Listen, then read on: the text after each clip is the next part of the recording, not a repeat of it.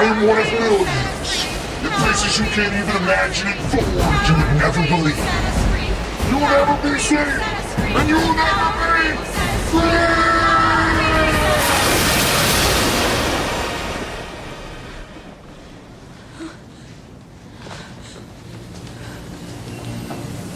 Power of 3.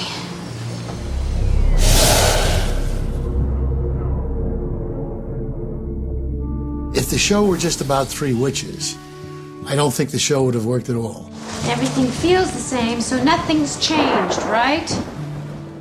We landed on a mantra, which is it's a show about 3 sisters who happen to be witches, not 3 witches who happen to be sisters. And once we found that mantra, we stuck with that and realized this is a family show first. This is a show about women who are in their early 20s, who have all the real issues that any other woman has in their early 20s, and sisters who have to deal with each other with this secret. Me keep a secret? Hello, wrong Halliwell. One of the things that was attractive about the show, especially at the very beginning, was the mythology of magic in terms of the love that the sisters had for each other and this amazing gift that they'd been given by the other women in their family. I think that the timing of the show was perfect.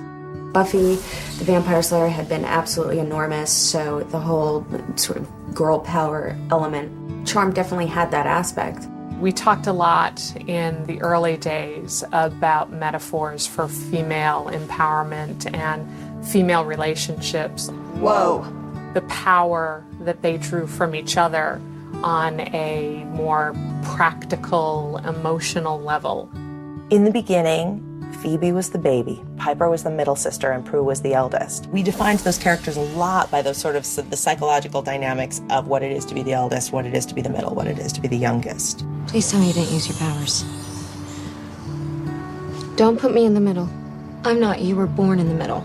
What Shannon and Alyssa and I had was a very special chemistry that was not manufactured, was not forced. It was very easy. It's lightning in a bottle.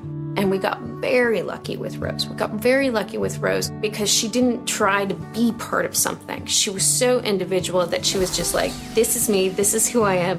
And she was twirling in her own little splendor over here. And it worked for her character because the character had a different dad than we did. And she was, kind of the outsider. So it helped. But thank the Lord for Rose because I don't think anybody else could have pulled it off. It's nice to meet you.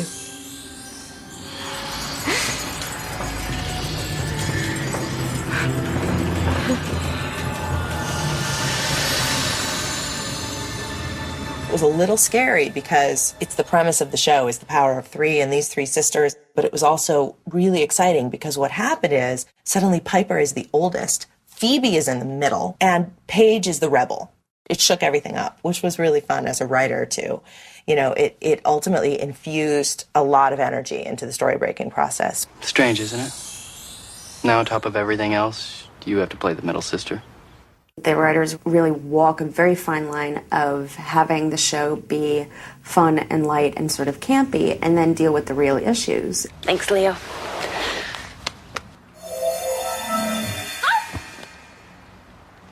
I didn't mean you couldn't use the stairs.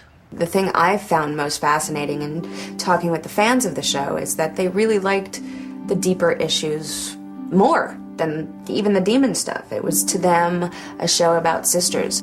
You had a really wonderful relationship show wrapped up in this cool mythology that let us talk about anything. I would always tell the writers, anything goes, as long as it started with the girls. In order to ground this craziness, it had to be a real story about women in their 20s, dealing with love and loss, with jobs, with losing jobs, with friends, with family. It had to be always about that first and foremost, because if we just went for the craziness, then what was grounding it?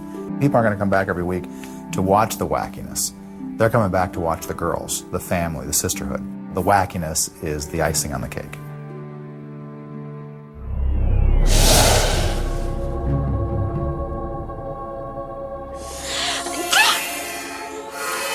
Isn't tight?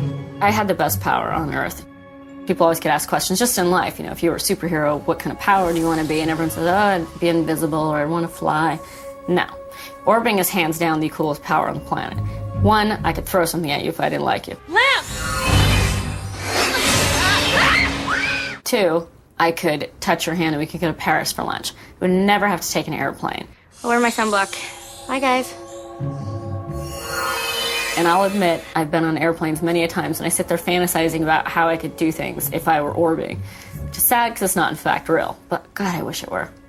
That's the magic of Charmed. It's the wish fulfillment. But what was always interesting on the show is that even though these girls had magic, there weren't that many shortcuts. They would use these spells and, like, chaos would happen. And they were always in trouble for using magic for personal gain, but they wouldn't stop doing it, which all feels really true to me. I wouldn't stop using magic for personal gain if I could. My son does it at home, and it's just perfectly horrifying to me. He's 3 years old, and he'll go, freeze! And I'm just like, oh, God, please don't do that. It actually came pretty organically from the moment in the pilot where I was just reaching for something for him to stop.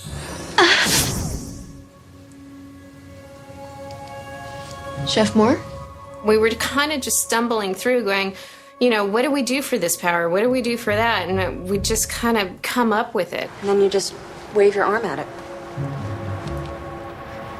I was very embarrassed the first season, but also nobody primed me. So I get there for the first, episode that I'm shooting, and I'm supposed to call out for a candle.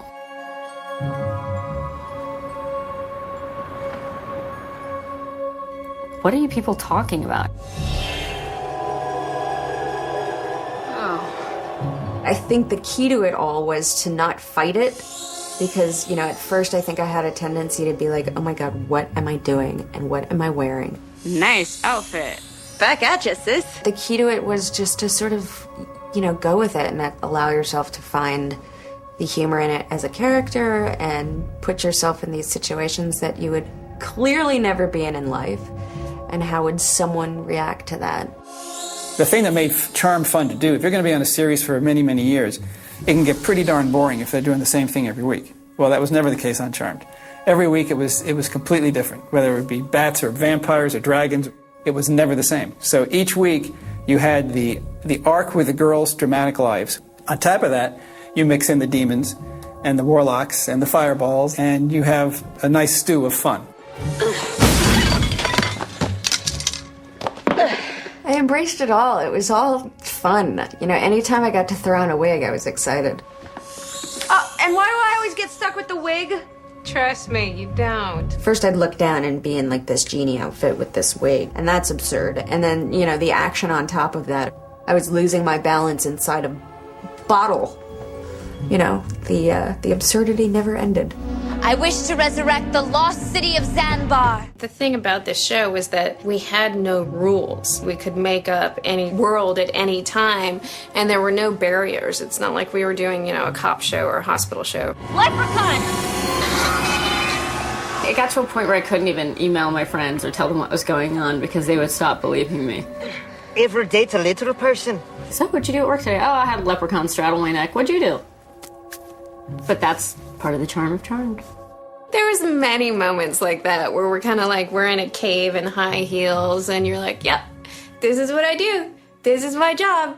Even if they didn't like it that much, they would sell it. And that's one thing I'm always grateful to them for, because they would sit up and show up and try to sell some of the crazy, wacky stuff that we were asking them to do. Oh. Okay. Yeah. The demon monkey stole my hearing! For the characters, it was real. So you can never play something with a wink to the audience of, oh, isn't this absurd? Because, the whole premise really worked with the girls. This is their real situation and what they're really dealing with. They're really dealing with these absurd situations, and so it can't really be that absurd to them. And if it is, it was handled in, really funny ways. Oh, Paige is proposing violence against the monkey. It turns out, fun and campy and exactly what it's supposed to be.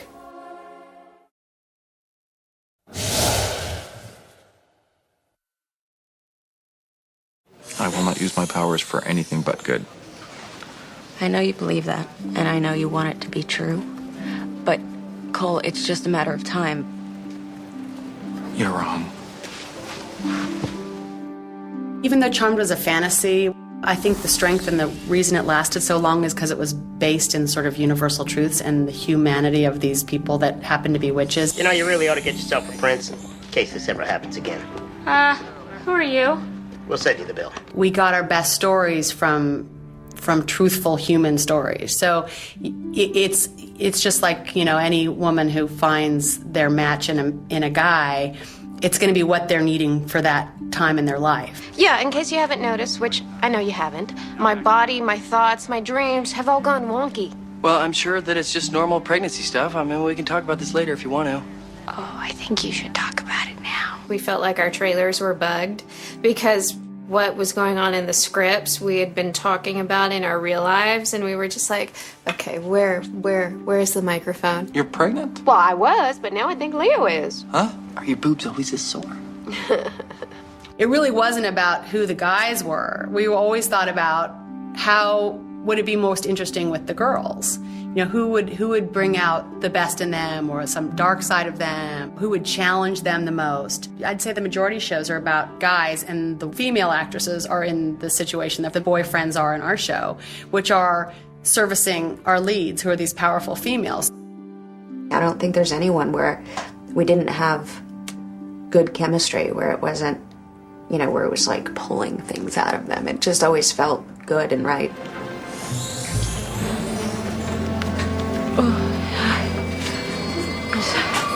What was I saying? When I first started the show, they tried having me have a boyfriend every week. You didn't come home all night? No, Mom. Why? Paige isn't a hoe. What is this, a brothel? You didn't mention that. I'm a little short on cash. But I drew the line with them in the first season after I was on a couch and the girls would walk in and they caught me just making out with some guy. And you never saw the guy again, and it was just me saying, oops, I can't believe I got caught kissing whoever this guy was. God bless him. God bless me. It was 6:30 in the morning. I meet this guy. I'm like, hey, Bob, nice to meet you. On the couch. All right, then. Good. Nice working with you. Never see you again. I thought, okay, that I cannot do. Well, I try never to get involved with guys I can't see regularly, so don't feel bad. I mean, I understand. Strangely enough, Brian and I had known each other before the show, which was weird because it made it weird. It was like kissing my brother. We were familiar enough with each other to kind of be comfortable in each other's presence, but familiar enough that you didn't want to, kiss him. So we made kind of a point of being in character, staying in character. We didn't talk a lot about our personal lives with each other. Because when we were around each other, we were Piper and Leo, and it was very easy to stay within that. We had just known each other for so long, it was so easy. Hi. Hi. I'll be in the attic. That's tough on actors. If you have to fall in love and break up with the same people all the time, it's very hard. And all TV shows have it. If you curse with success, the long-term nature of it is what becomes so difficult, because it's forever that you're doing this, and you have to create reasons to keep couples apart and to bring them back together. So they did have their trials and tribulations. We got to use all the things you would normally deal with in drama, marriage, boyfriends, but yet it's all amplified by the fact that they're witches and that they're magical. But it all, I think, was based in reality. They always sort of learned and grew from each of their relationships.